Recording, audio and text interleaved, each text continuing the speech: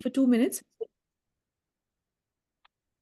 Okay, सो तो आज बसंत पंचमी है।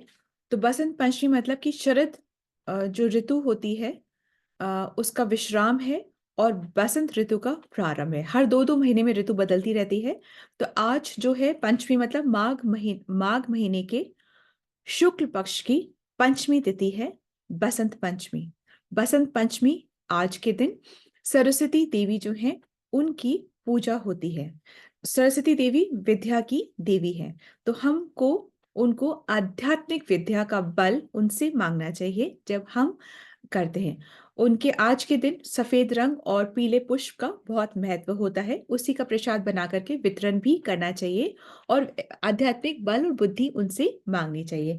सरस्वती जो देवी है वो कौन है? वो भगवान की दासी है और वो एक रूप बांसुरी का भी है। एक बार ऐसा हुआ था, सरस्वती देवी को अपनी सर्विस पर, अपनी सेवा पे मान हो गया था और इस मान को भंग करने के लिए कृष्ण ने उनको त्याग दिया था। ऐसा करने पर जो सरस्वती देवी है उन्होंने अपना शरीर त्याग दिया और फिर उन्होंने तप करके फिर उन्होंने बांसुरी का जो अवतार है वो लिया। तो बांसुरी के 6 टाइप्स ऑफ अवतार है। किसी पुराण में कभी कोई का अवतार बताते, कभी किसी का बताते, एक बार का सरस्वती देवी का भी अवतार है। ठीक है। तो फिर और सरस्वती देवी अ, अगर जीवा पे बैठ जाए तो शब्द बदल जाते हैं और वही अच्छे से बैठे तो शब्द में बहुत पुष्टि आ जाती है। कुंभकर्ण की जीवा पे बैठ गई थी और कुंभकर्ण राजा इंद्र मांगना चाह रहा था कि गद्दी मांगना चाह रहा था और उसको निद्रा निद्रा मतलब ट्विस्ट हो गया और उसको स्लीप का वो हर वक्त सोने का उसको जो बेनिडिक्शन था वो मिल गया। फिर रावण ने उस रीप्रे करा था और फिर उनको 6 6 मंथ्स का ऐसे हुआ था कि 6 महीने जगेंगे और 6 महीने सोएंगे। ऐसे ही नैमिषारण्य में जब सुता गोस्वामी श्रीमद् भागवतम की कथा कहते हैं तो कथा कहने से पहले वो सरस्वती देवी के को प्रणाम करते हैं कि मुझ में वो बल हो, वो बुद्धि हो कि मैं कथा कह पाऊं। ऐसे है। और तो ये तो एक हुआ। सेकंड क्या है, आज बसंत पंचमी के दिन और भी 3 4 और भी बातें हैं जिनका कि हम एक बार करते हैं। तो चैतन्य चरितामृत में बताया है कि एक बहुत महान पंडित थे। वो सरस्वती के ही भक्त थे, सरस्वती देवी के ही भक्त थे। दिग्विजय केशव कश्मीरी उनका नाम था। वो बहुत ही, उनको बहुत महारत हासिल थी भागवतम की कथा करने में। तो भागवतम की कथा करते थे और सरस्वती देवी का के भक्त थे वो। तो एक बार वो ऐसे घूमते घूमते और जो उनसे वो तर्क करते थे, जैसे ना डिबेट करते थे, और जो हार जाता था उसको कैदी बना लेते थे अपना। तो एक बार से घूमते घूमते वो बंगाल पहुंच गए। वहां पे उस टाइम पे चैतन्य महाप्रभु से, वो उस टाइम में बहुत छोटी अवस्था में, चैतन्य महाप्रभु बहुत छोटे थे, पर उन्होंने उनसे तर्क करा। गांव वालों ने भी ये सोचा कि अगर हार जाएगा, चैतन्य महाप्रभु हार हार जाएंगे तो ये कह देंगे भाई बच्चा है, और अगर जीत गए तो बच्चे से वो हार करके कौन, केशव कश्मीरी जब हार जाएंगे तो उनका अभिमान खत्म हो जाएगा। तो इस तरीके से उन्होंने करा। पर क्या हुआ, केशव कश्मीरी छोटे से, उस टाइम उनका निमाई नाम था, तो उनसे वो हार गए थे। और हारने के बाद में फिर जब उन्होंने सरस्वती देवी से पूछा कि आपने तो कहा था मैं कभी नहीं हारूंगा, तो मैं कैसे हार गया? तो सरस्वती देवी ने उनको स्वप्न में आके कहा था, मैंने तुमसे कहा था कि तुम मनुष्य से, किसी मनुष्य से नहीं हारोगे, पर ये तो स्वयं भगवान है। ठीक है, ये युगल रूप है राधा कृष्ण का, स्वयं भगवान है। फिर एक और आज के दिन ही की एक और बात है कि चैतन्य महाप्रभु की जब फर्स्ट शादी हुई थी, उनका जिनसे हुई थी उनका नाम था लक्ष्मी प्रिय। उनकी बहुत अकस्मात सडन डेथ हो गई थी। फिर उनके माँ के कहने पर चैतन्य महाप्रभु ने दूसरी शादी करी थी और अब दूसरी जो वाइफ थी उनका नाम था विष्णु प्रिय। तो आज के दिन विष्णु प्रिय का भी बर्थडे है। अगर विष्णु प्रिय के बारे में थोड़ा सा सोचा जाए तो वो 14 साल की थी जब उनकी शादी हो गई थी और 92 ईयर्स तक वो रही थी। और क्या हुआ था कि चैतन्य महाप्रभु ने 24 साल में संन्यास ले लिया था, तो ये फिर अकेली ही रह गई थी। पर इन्होंने क्या करा, इन्होंने जब संन्यास लेके तो चले गए, फिर एक बार जब मिलने गए थे, ये और इनकी मदर इन लॉ जब मिलने गए, सची माता जब मिलने गए थे चैतन्य महाप्रभु से पुरी में, तो उस टाइम पे वो उनकी चरण पादुका लेकर के आ गई थी और चरण पादुका अपने पास रखती थी और वहीं पर उनके सामने वो माला का जाप किया करती थी। एक माला कंप्लीट हो जाने पे वो एक चावल का तिनका साइड में उठा के रख देती, दूसरी दूसरा, ऐसे करते करते शाम के तक जितने चावल इकट्ठा होते उसकी खिचड़ी बना के वो खा लिया करती थी। ऐसा तप का जीवन उन्होंने व्यतीत किया था। तो आज के दिन किसकी जन्मदिन है, किसका बर्थडे भी है? विष्णु प्रिया का, second wife of Chaitanya Mahaprabhu.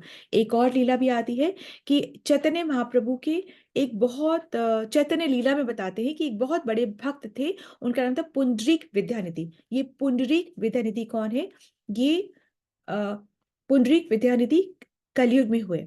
तो ये एक्चुअली कौन है? ये राधा रानी के फादर थे।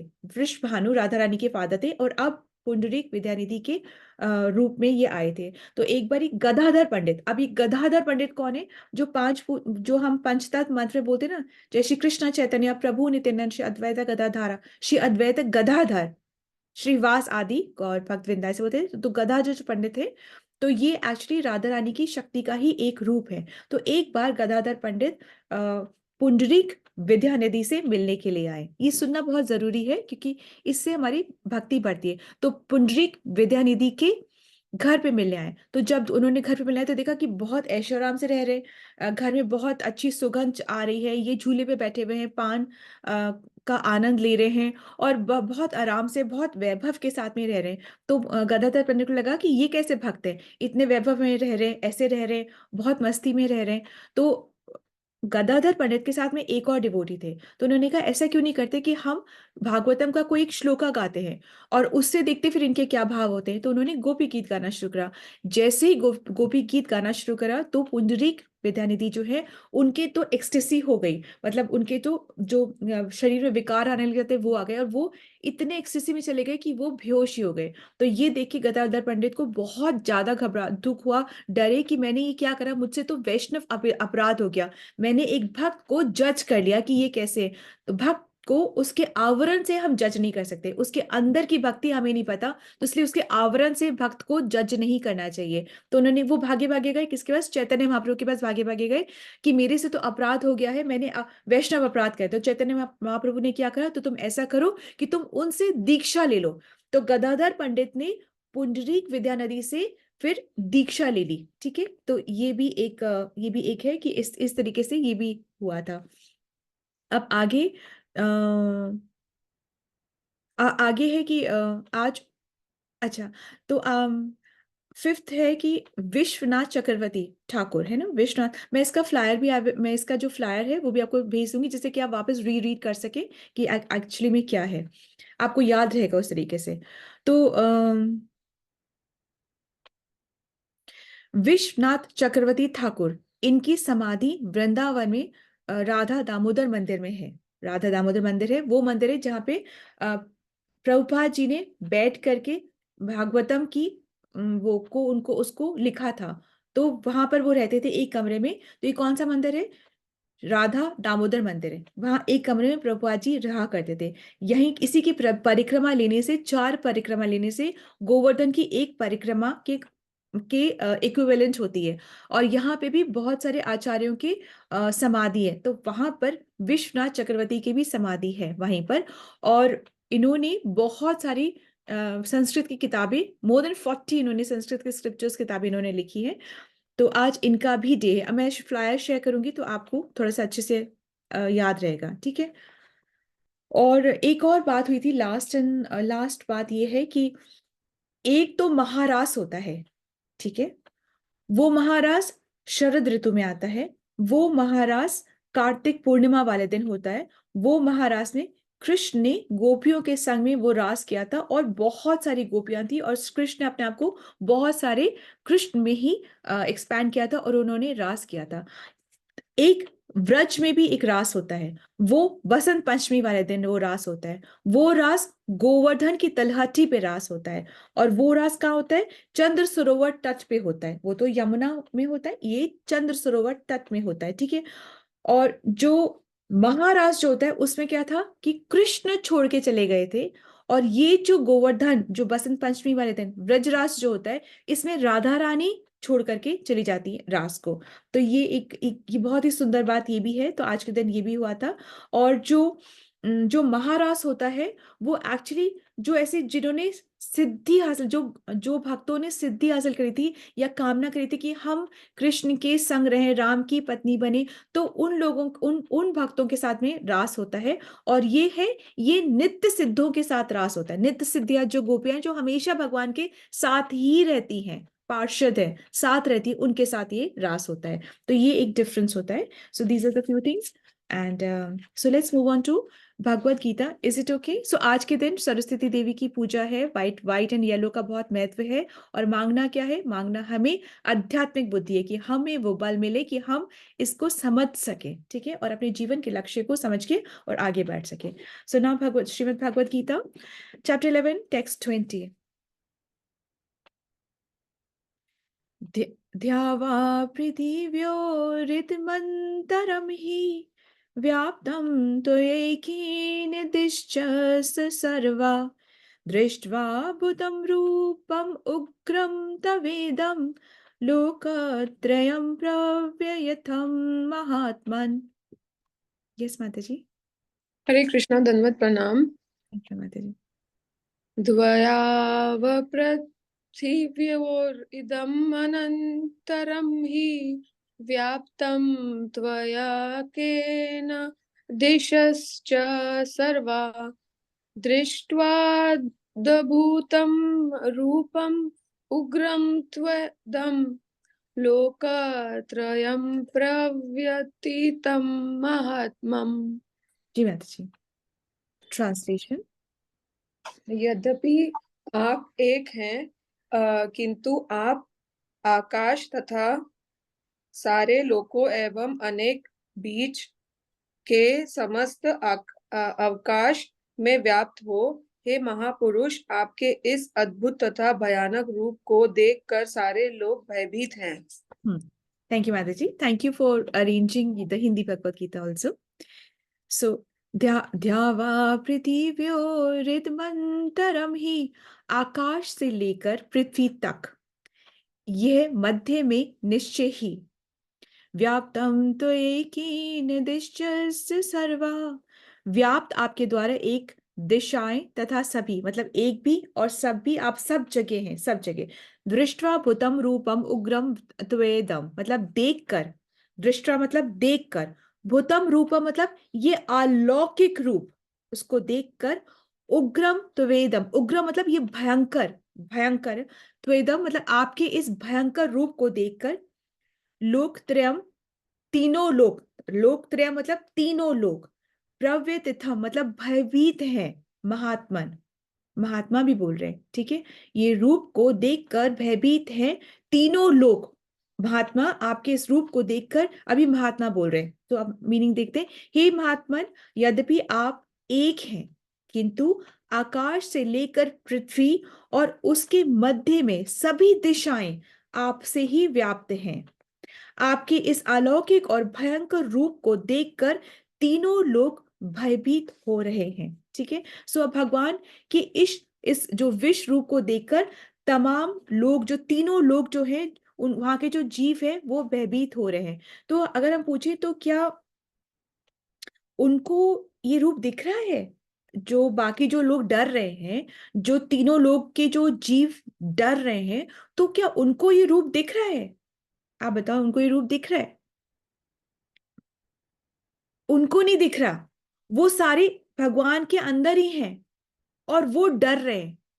तो महात्मा, वो भगवान, अर्जुन बोले कि महात्मा ये सब डर रहे हैं, आप तो कहने आप तो महात्मा हो, फिर आपके रूप से डर क्यों रहे हैं?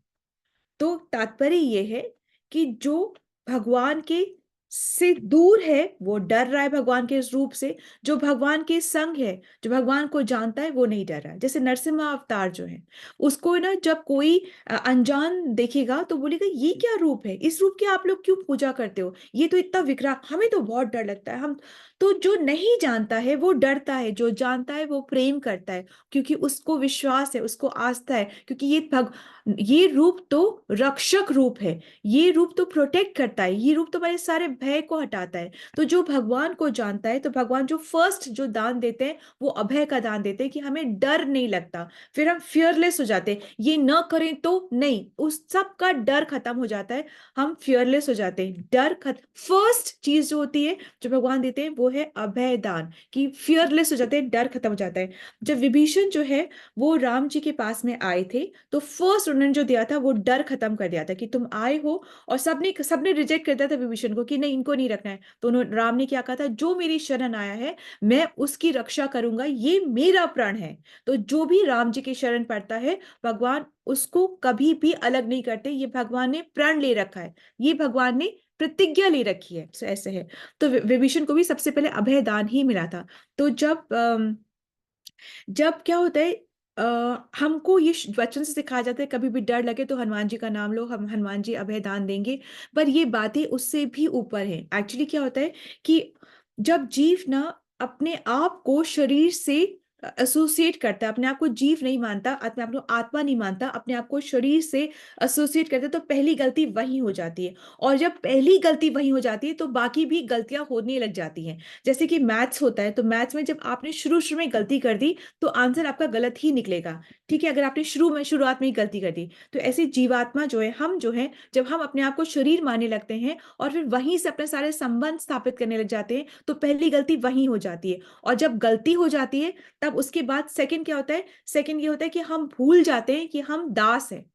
गलती हो गई, अब क्या हो रहा है, अब हम भूल जाएंगे कि हम दास हैं। जब हम भूल जाएंगे तब कि हम दास हैं, तो इस भूल के स्थिति में माया जकड़ लेती है, वो जकड़ लेती है, और फिर वो क्या बताती है कि नहीं नहीं, जो तुम्हारे शरीर से जो तुम्हारी चीजें हैं वही सच है, ये जो पांच भूत से तुम्हारा शरीर बना है वो सच है, जो तीन गुण है जिससे तुम रह के कार्य करो वो सच है। फिर हमको क्या लगता है, हमको डर लगता है, हमें अपने परिवार का डर, अपने संबंधों का डर, अपने हेल्थ का डर, अपने लुक्स का डर, हमें सब चीजों का डर सिखाता है, क्योंकि हम तो शरीर से ही अपना रिलेशनशिप बना के रखते हैं, तो हमें सब चीजों का डर रहता है।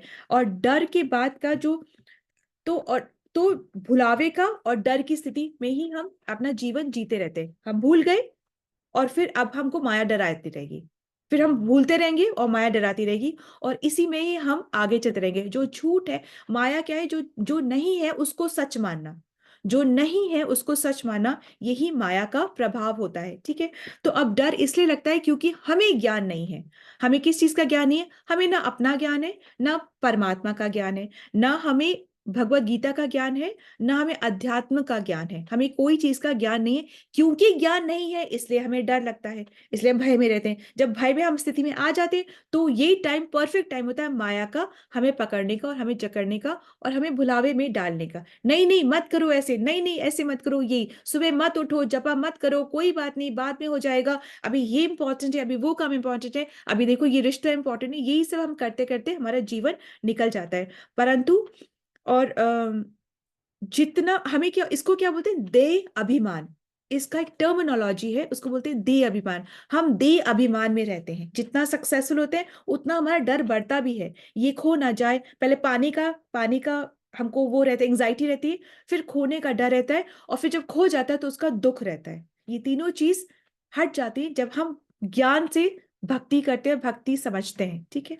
सो तब हमें क्या मिलती है, दिव्य दृष्टि मिलती है, और फिर हम सब जगह भगवान की प्रेजेंस देख सकते हैं। ये है तो इसमें भगवान की प्रेजेंस, इसमें भी भगवान की इच्छा होगी, है ना। जैसे कहते हैं जो हुआ वो आपकी इच्छा से हुआ तो बहुत अच्छा, नहीं हुआ तो बहुत अच्छा, और भी अच्छा, क्योंकि उसमें भगवान की इच्छा शामिल है, तो हमें दिव्य दृष्टि मिल जाती है। तो शिव जी भी पार्वती जी को बोलते हैं कि उमा कहूं मैं अनुभव अपना, उमा कहूं मैं अनुभव अपना, सच हरि भजन जगत है सपना। ठीक है। उमा कहूं मैं अनुभव अपना, सच हरि भजन है जगत है सपना। तो ये वो भी यही कह रहे हैं पार्वती जी को भी। सो